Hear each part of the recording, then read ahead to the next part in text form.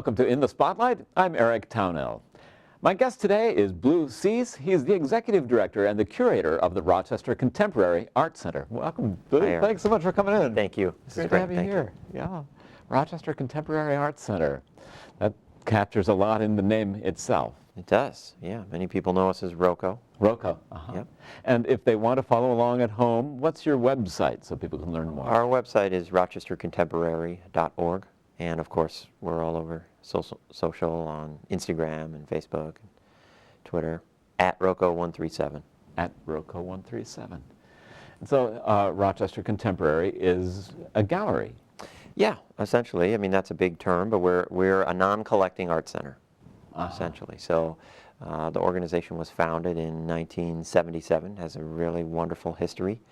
And there was a bit of a movement at the time called the Artist Space Movement, where in many cities, artists got together and they started cooperative organizations or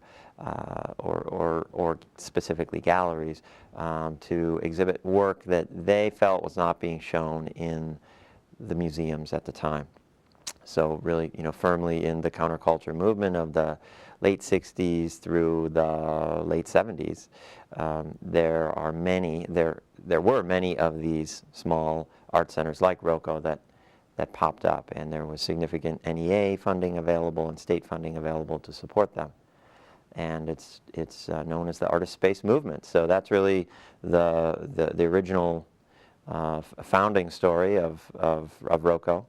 The organization was founded as Pyramid Art Center.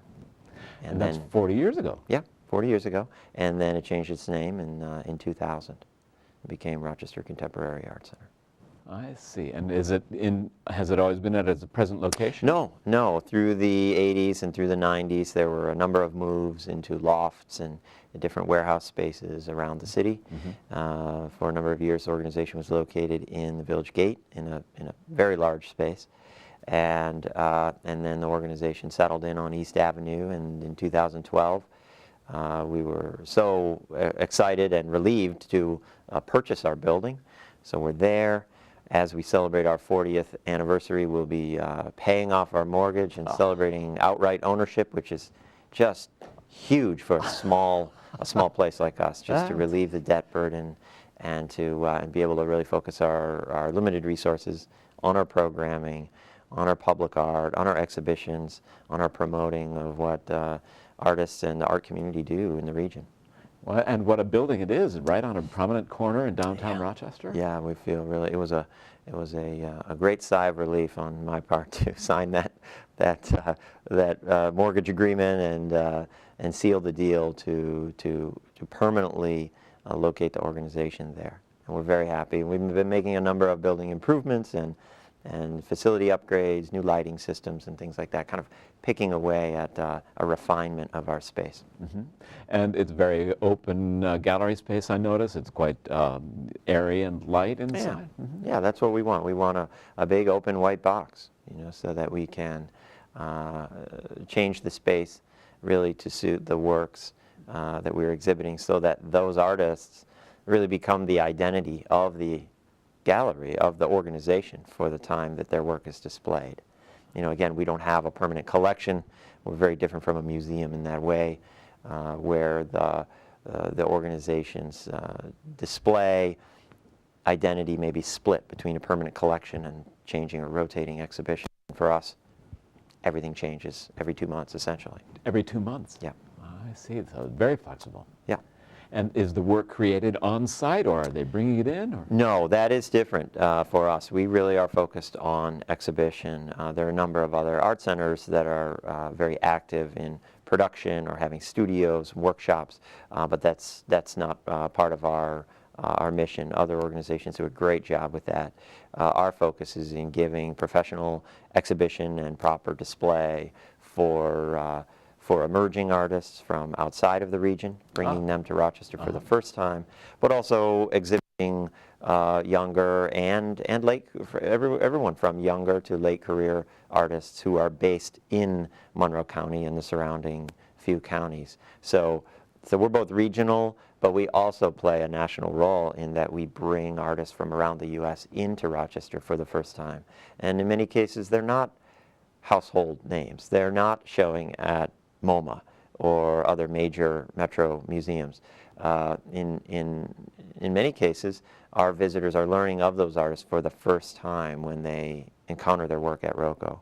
So that's another part of our mission, to support those artists as they're emerging or releasing a new series of works to help them in their career. And how do they find you? Pretty well. Glad to hear that. And what's the mechanics of that? Well, we take in proposals during a certain period of time each year. So both curators and artists make proposals to us. We're always looking at artists in the region. And we partner with a number of other organizations as well, who may have particular expertise in a certain area of the art world, a certain medium perhaps. So through a number of channels, many of our group shows cohere, both through curatorial effort on my part, overseeing and working with other curators, receiving proposals from other artists, and looking to make the right match, bringing artists together in many cases to achieve a thoughtful display that maybe adds a new context or new meaning to the works when they're presented in concert.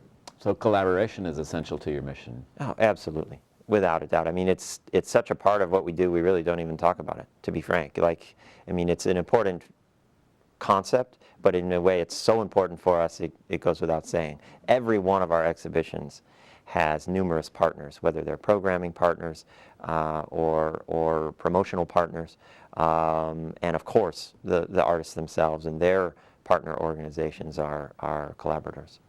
I see. And so there's a lot of diversity built in to the offerings. I think inherently, yeah. And we also, I think, part of what we do is we have some annual and biennial structures that we then populate and program in a different way in each iteration. So what that does is that allows us to have a nice framework. There's kind of both a business logic to that. There's a structure to appeal to funding and necessitate our own cycles as an organization. But every time those cycles come around, we work very hard to work with different partners and make the exhibitions approach different issues and engage very different artists and audiences. So there is a social justice mission in there somewhere? There is. I think by and large that mission comes through the artists. Through the artists. And our job and our mission is to present contemporary art in all of its forms. And in many cases, contemporary artists are dealing with important, relevant issues. Some of those might be environmental issues, they may be social justice, they may deal with local land use, they may deal with homelessness, they may deal with abandoned lots in the city of Rochester. A number of years ago we organized a show that was specifically inspired by the Inner Loop. Oh. When we saw that the Inner Loop was really, a few years ago, the conversation surrounding the Inner Loop was really a debate, in a sense, whether or not to fill it in, right? Whether or not it should change. And around that time, we engaged a whole group of different artists to reflect on the Inner Loop. Right. So for people not from here, that is a highway that divided many neighborhoods of the city, went right through downtown as a kind of a bypass loop. Yeah, exactly. Yeah. And it's been filled in since, and very successfully. Yeah, it right now what we see in our neighborhood is that it is changing the fabric of the city. And so the artists are responding to these kind of impulses. In many ways, yeah, they're responding perhaps just to the visual character of a ring highway. They might be responding to, and they did respond to, a highway in an urban landscape just as a visual character. And they responded conceptually to the idea of a ring around a city and what did it feel like for an automobile to drive on this highway. So in many different ways, artists can slice and reflect on a topic. And I think that's really a hallmark of our program, is to put together these really thoughtful and in some cases unique and surprising topical exhibitions that approach an issue or a subject matter from very different directions, historically oriented displays, documentary practice, fine art, contemporary and conceptual work, performative artwork, all those things brought to bear, and all those different media and approaches brought to bear on a certain topic. So not necessarily art hanging on a wall or an easel. In some cases, not at all, right? In some cases, it's a performance project. It may be a historical display of archival materials presented with one of our partners, like the Public Library or the University of Rochester Rare Books collection.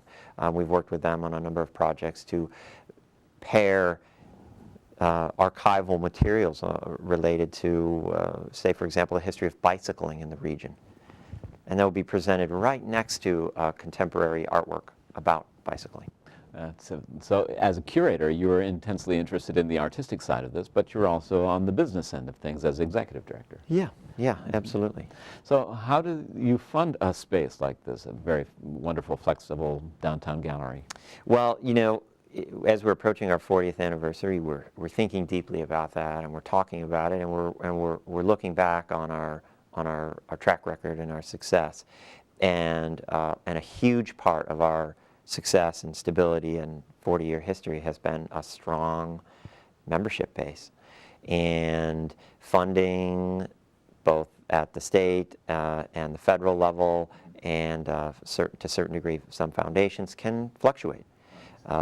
And we've always had a strong membership base. It's grown considerably, and around our 40th anniversary, we will hopefully be celebrating 1,000 members. That's phenomenal. So for a small organization, that is a real bragging point, I think. should say. We're and how very much does proud it of that. cost to become a member? Oh gosh, some of those members pay $20 a year. But the point is that there are 1,000 families out there who care deeply about the organization, and they make a contribution every year. And of course, we have major donors, we have corporate partners, we have sponsors, foundations, the state, New York State Council on the Arts. We have many different supporters at higher and more substantial levels. But it's very important to note that there are 1,000 families in the region, by and large, mostly in the region, who support our organization, and we're very proud of that. And presumably they get to your gallery, you know, once a year or more often than that. Yeah, absolutely. I think that's the subtext there, that they come, they care about what we do, and even if they're not there for 3 or 4 exhibitions in a row, maybe they are out of town or on vacation or something of that nature, they care enough to support the organization. Right. And where does your audience come from? Is it Monroe County or wider reach? Or? Our audience is largely Monroe County, though we increasingly do, see visitors coming from Toronto and from Buffalo and from around the western and central New York area. But yes, some high percentage of our visitors are based in Monroe County. I see. And is there a foundation that provides income for you? Can they become foundation members or a guild of any kind, or friends? Yes, certainly we have different levels of membership where people join at a substantial level and really ensure the core funding stability of the organization. We, as a small organization with a 40-year history, have recently had some great success and are largely focused on building an endowment. And so for a small organization like us, again, it's a big step. It's like owning your own facility. It's getting out of debt. It's those core steps that an organization can take to ensure the future. And us building an endowment is a great step. We're very excited to do so. We have some ambitious goals, and this endowment will support the organization for the next 40 years. I see. And if someone's interested in supporting that, they could reach out to you directly? Oh, I guess so. Okay. Absolutely. We welcome that support. Yes. Yeah, that's phenomenal. So in a typical year of programming for RoCo, what are people likely to experience? Well, they'll experience a number of community-based projects. We sort of bookend our exhibition season with an exhibition many of the viewers have seen and heard about, 6x6, 6 by 6. Our big summer blockbuster. Okay. A nice tradition for us where we invite people from all around the globe to make small 6-inch square artworks of any media. Just anybody? Anybody. The mayor, you, artists, artists from across the region and around the world, but also some very famous contributors send us works for that show. They're all for sale for $20 a piece. It's a real fun and kind of unabashedly commercial project for us. We also have an annual members exhibition, which happens in December, and that is a bit more focused on the art community, but again, it's quite broad and diverse. There are about 300 regional artists who participate in that exhibition every year. And then we have about 4 other major exhibitions and up to 10 other smaller projects each year where we bring together different artists from the region and beyond around a topic. As I mentioned, we might work with an organization like the Print Club of Rochester to focus on bringing new artists who are using print media to Rochester and explore that. We've recently expanded our programming and are quite excited to grow into the world of public art. We are commissioning and installing public sculptures now right near our facility, and we're working with other partners downtown as well. So that's a wonderful way for us to put contemporary art into the fabric of the city, to engage with people in their daily lives. They're out walking the dog and they encounter a new sculpture, and they may hardly think about it. But we believe, and I am very vocal about this, that doing so changes the nature of living in this city.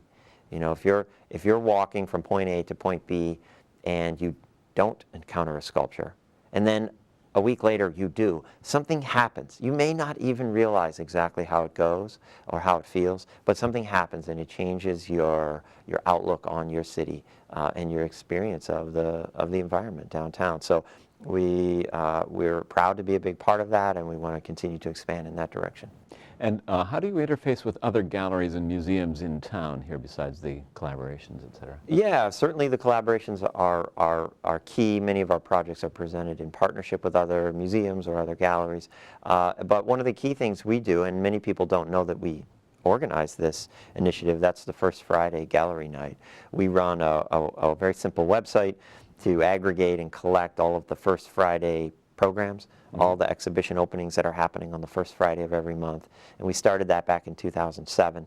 And we keep kind of a delicate balance there so that the community knows that there are all of these programs happening regardless of your taste, regardless of your interest in contemporary art, which is our focus. There are many other visual arts and to some degree performing arts programs that are happening on the first Friday of every month, and certainly all of your visitors know that that's the time. If you care about the arts and you're interested in engaging with the visual arts in Rochester, that's the time to hit the street, go and explore a few venues in the warehouse buildings, come down to RoCo, go to the Little Theater, stop by Bernunzio's, and make an evening of it. And certainly visitors are sure to discover new artists and engage with some of the under-recognized visual arts in the region. And how do they find out about First Fridays? The website is firstfridayrochester.org. Firstfridayrochester.org. That's a phenomenal thing. And anything for the holidays, if people are in town or having family visit that they should see at RoCo? Absolutely. So holiday season for us is our member exhibition. And this will be our 27th annual members exhibition this December. And so that's a nice tradition. And along with that, we really celebrate our other major initiatives and our anniversaries. And so this December, we'll be celebrating our 40th anniversary, and we will be burning that mortgage note and celebrating outright ownership and showing all of our gratitude to those that helped us purchase the building.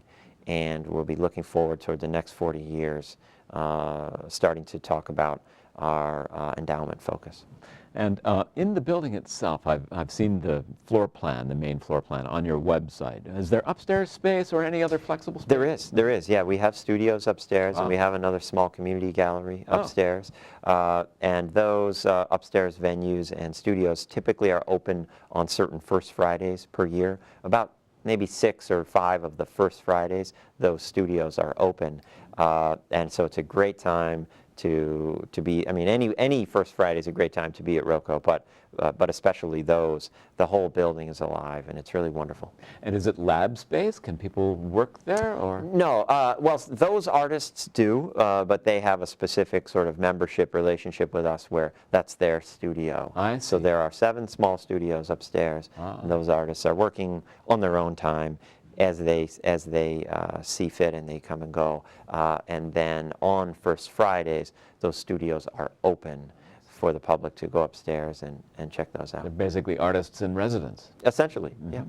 Do you have a relationship with higher education? Are students from schools developing their careers through RoCo or seeing what you're doing? Absolutely, but we do not have a fixed, structured relationship with any academic organization. We're sort of a free agent, as it were. We work with the University of Rochester and RIT and other regional colleges and universities for different projects and different programs. We certainly host interns from time to time from all of those organizations.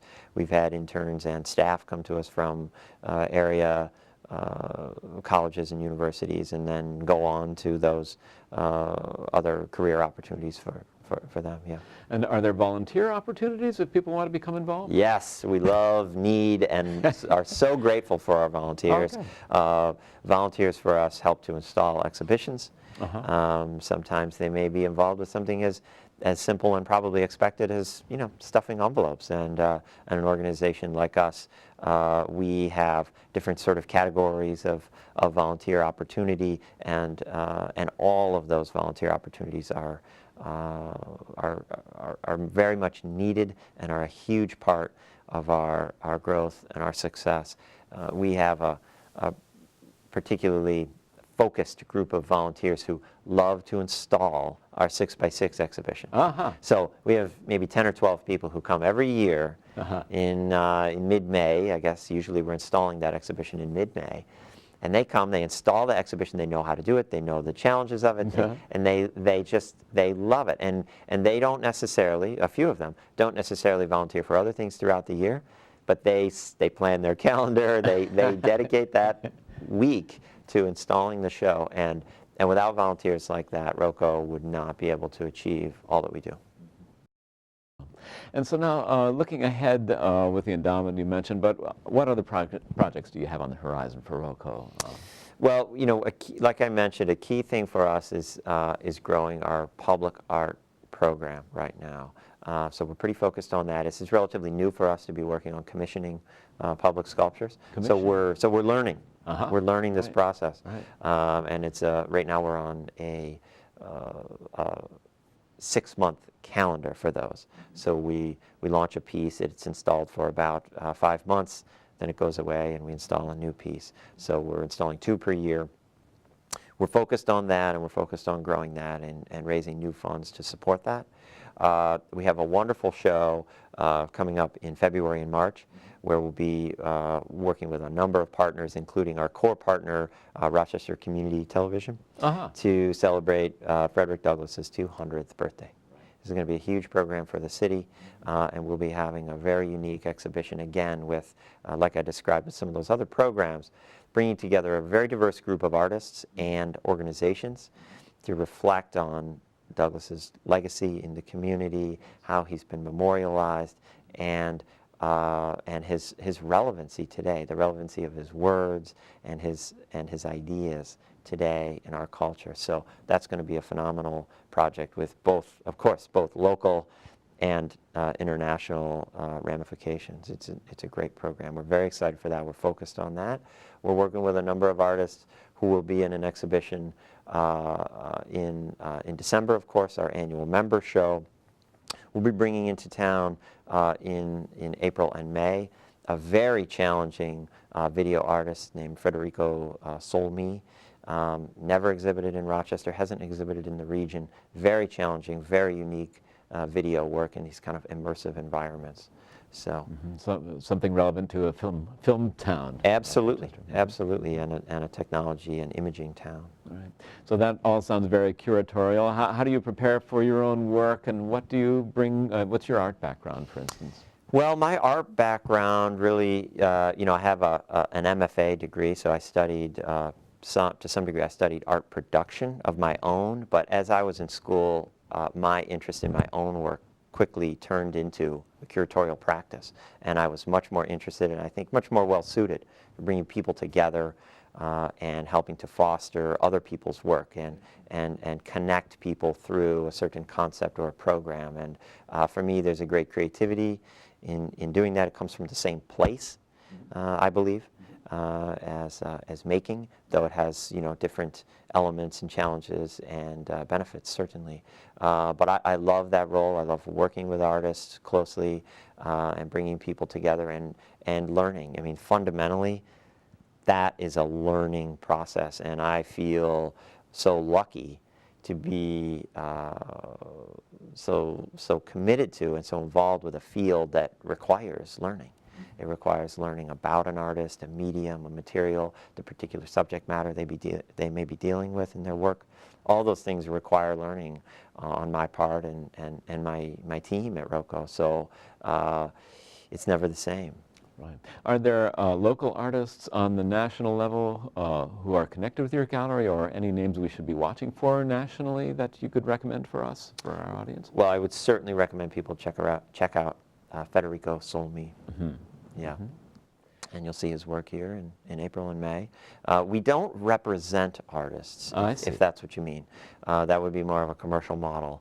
So certainly there are some regional artists who have exhibited with us more than once, but we don't have any permanent fixed relationship with them. And in fact, the sales of their work, as it would be in a commercial environment, is quite foreign to us. Though we do occasionally offer works for sale, it's really not our model. Mm-hmm. We exhibit many artists whose works are not for sale and frankly are not saleable. We may have a large installation of video work or something specific and site-specific to our space that no one would purchase. But that's really not the point of it. It's really just to support them and give our visitors and the community a new experience. And if artists in the area are interested in exhibiting, how do they get in touch with you? How do they connect with RoCo? Yeah, all the information is on our website, and I think I think that as we've grown, we're very happy and proud that we're still accessible for a number of different levels. We show artists who are just finishing their undergrad degree. Uh-huh. They might do their first solo exhibition after undergrad, their first exhibition off campus in our lab space, which is a small, about 11 by 11 square gallery on our main floor. And I think that's a wonderful service to the community, and many artists take advantage of that. And then, of course, our main gallery has a whole range of different artists who exhibit in our group shows and in our solo shows. Well, I hope they find you. And so please give us the RoCo website one more time. Oh, yeah, rochestercontemporary.org. Well, congratulations on 40 years of success and for closing the mortgage. It's a splendid building. It's a fantastic space. It's really an anchor for that downtown neighborhood. Yeah, it's easy and affordable to attend, I understand, so that's just great. Absolutely, yeah. Admission for us is just $2 and free for members, so hopefully people will join and help us break that 1,000-member mark and become a greater part of the organization. Well, I feel confident it'll happen. Bleu, thank you so much for coming in. Thank you so much. Great to talk with you. Thank you. Great to talk with you. My guest has been Bleu. He's the Executive Director and Curator for Rochester Contemporary Art Center here in Rochester, New York.